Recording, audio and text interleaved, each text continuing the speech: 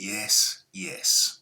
It's Raphael Dawkins with the Combat Radio, and we're going to hear words from Francis Ngannou, Tyson Fury's next opponent, to dispel some myths surrounding this fight. Okay, so let's hear it from Francis Ngannou.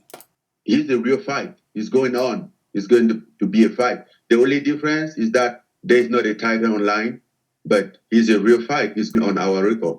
Okay, it's a real fight. The only difference is it's not going to be a title fight. So it's going to be a 10 round fight as we know it, which will be going on both of their records. As you know, this is Francis Ngannou, ex-UFC heavyweight champion. He was the reigning champion when he left the UFC. He was out of contract, trying to negotiate a new contract with Dana White. Not the easiest guy to negotiate with because, as you may know, the UFC are the company that profit shares the least when you look at the list of major sports. So the negotiations didn't work. Francis Ngannou was a free agent and he chose to walk and test his drawing ability out in the free market. Signed with the rival company PFL, which gave him a contract which would allow him to box. His UFC contract didn't allow for that. It has been confirmed by Mauricio Suleiman that it will be a fight sanctioned by the WBC as a non-title fight. 10 3-minute rounds, which will go down on their record. Ngannou talks about how much he's going to make. Are you making more for this fight than you made in your entire UFC career?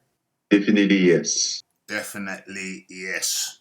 So for this one fight, Francis Ngannou will be making more than he's made his entire UFC career. How long was his UFC career? At least 5 years. Because he's been in multiple title fights. As an MMA fan, I'm happy for Francis. As a boxing fan, I think it's a disgrace. Tyson Fury, who's probably at his peak now, is taking this fight when he has multiple legitimate contenders available in boxing. So for Tyson Fury at the peak of his prowess to go outside of boxing for what you could call a gimmick fight when the undisputed fight is there to be had. Me, I find it quite disgraceful, but hey, good luck to Francis Ngannou making what he calls life-changing money. Is there a rematch clause? Yeah, there's a rematch clause. I don't know exactly I don't know exactly how to explain that language, but yes. Okay. There's a rematch inside it. So there is a rematch clause, which will be a surprise to many. It's a surprise to me. But it's a one-sided rematch clause. It's on Tyson Fury's side. So if Tyson Fury loses, if Francis Ngannou beats Tyson Fury, there is a rematch clause on Tyson Fury's side. There is not, however, a rematch clause on Francis Ngannou's side. Okay, let's listen further. what if he beats you?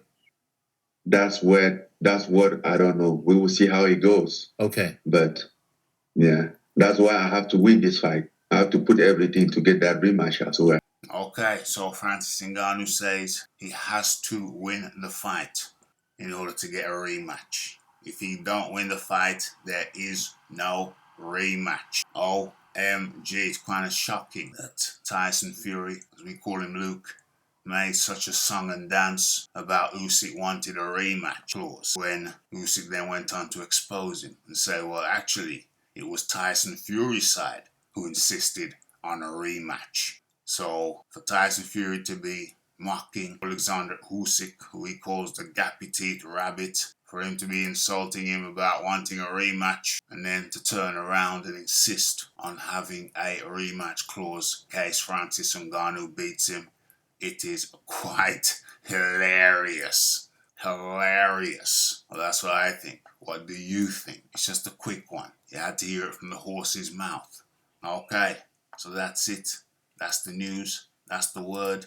Tyson Fury has insisted on a one-sided rematch clause to fight against Francis Ngannou. Have your say.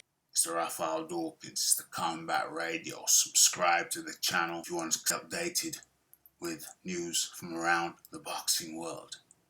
Like, subscribe, comment, share, and I'm out.